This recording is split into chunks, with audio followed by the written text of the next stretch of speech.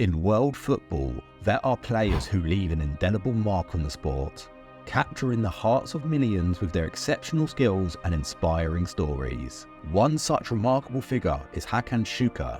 From humble beginnings in a small Turkish town to the global stage of professional football, Hakan Şükür's story is one of unparalleled success. However, this footballing fairy tale has a very dark twist. Brace yourselves for a story that not only showcases the extraordinary talents of Hakan Şükür, but also exposes the fragility of the human legacy in the face of the forces that seek to rewrite the past.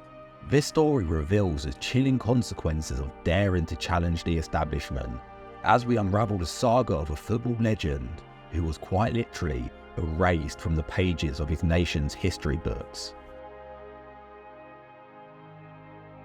Before we cover his controversial downfall, let's take a look at Şükür's early days. Hakan's extraordinary journey started with his local club, Sakaryaspor, where he spent 3 seasons before transferring to Bursaspor in 1990. He would go on to spend 2 seasons at Bursaspor, and it was during this spell that the nation of Turkey truly took notice of his remarkable abilities. As Şükür's fame soared, so did his ambitions. A transfer to Turkey's most illustrious club, Galatasaray, awaited him, bringing with it the weight of expectations and the hope of an entire nation. With the renowned yellow and red jersey draped across his shoulders, he transformed into a force of nature, captivating audiences with his sublime skill and insatiable hunger for victory. In the heart of Istanbul, a football revolution was brewing, and at the epicenter of this seismic shift stood one man, Hakan Şükür. As the talismanic striker donned the iconic jersey of Galatasaray, he embarked on a roller coaster ride that would forever be etched into the annals of Turkish football.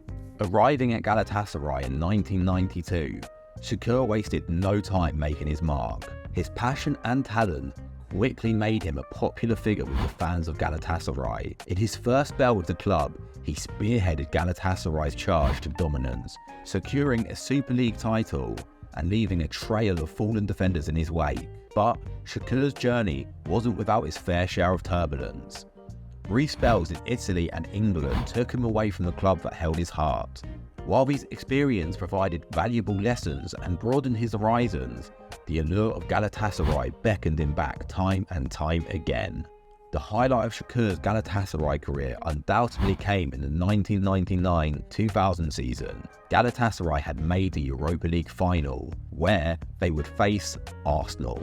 Against all odds, Galatasaray would conquer Arsenal. Winning after a penalty shootout, they became the only Turkish side to win a European honour. Hakan Şükür was a hero at club level, but he was also setting himself up as a legend with his performances for the Turkey national team. Şükür's international journey began in March 1992, where he earned his first cap for Turkey in a friendly match against Luxembourg. In his very next match against Denmark, Şükür announced his arrival by finding the back of the net for the very first time. As Turkey aimed to qualify for Euro 1996, Şükür's goal-scoring prowess proved invaluable. He netted an astounding 7 goals during the qualification campaign, guiding Turkey to the finals in England. However, their journey in the tournament was cut short as they were eliminated in the group stage without managing to score a single goal. It was a disappointing setback, but Şükür's impact in the international stage was far from over. The road to the 1998 World Cup was another opportunity for Şükür to showcase his talents. He scored 8 goals in the qualification phase, including a memorable performance against Wales where he found the back of the net 4 times in a thrilling 6-4 victory. Despite his incredible contributions, Turkey fell short of reaching the playoffs for the tournament. However, one of Şükür's defining moments on the international stage came during Euro 2000. As Turkey reached the quarter-finals, Şükür's goals played a crucial role in their success. He scored twice, including a decisive strike in a 2-0 group stage win against co-hosts Belgium, propelling Turkey to the knockout phase. It was a testament to his ability to rise to the occasion when it mattered most. But perhaps the pinnacle of Şükür's international career came during the 2002 World Cup in South Korea and Japan. As Turkey fought their way to an impressive third-place finish, Şükür's contributions were vital. In the 7 matches, he scored a goal that etched his name in the history books. On June 29, 2002, Şükür netted against South Korea a mere 10.8 seconds into the third-place playoff match, making it the fastest goal ever scored in a FIFA World Cup.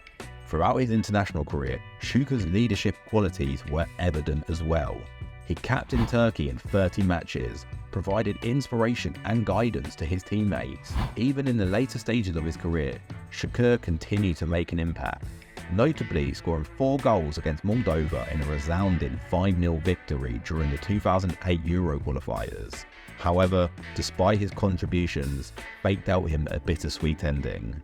Şükür was not selected for Euro 2008 finals, and his last game for Turkey ended in a 1-0 home loss to Greece at the age of 36. He finished his international career as Turkey's all-time top goalscorer.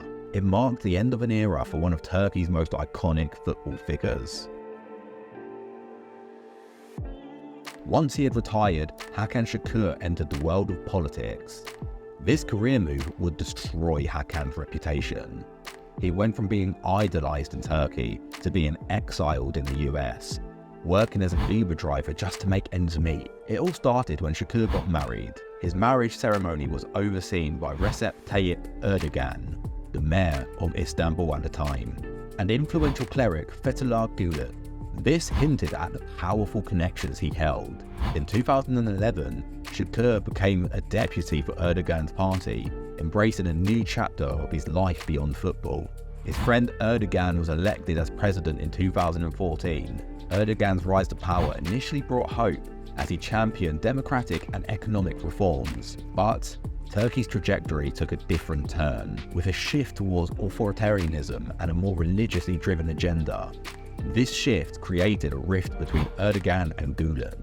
As the rift grew, Şükür's downfall was accelerated. A warrant for his arrest was put out. He was charged with being a member of a terrorist organization due to his association with Gülen.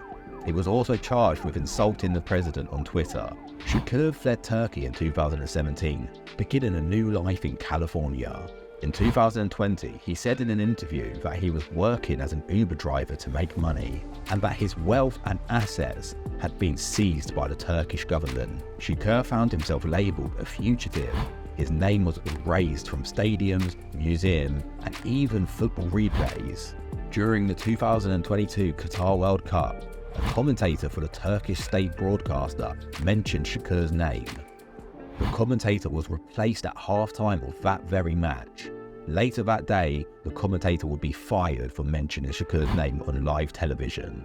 Today, Şükür is rebuilding his life. He regularly streams on YouTube, where he discusses Galatasaray matches. He holds hope for a different Turkey, one without Erdogan's rule, where he can return and reclaim his place.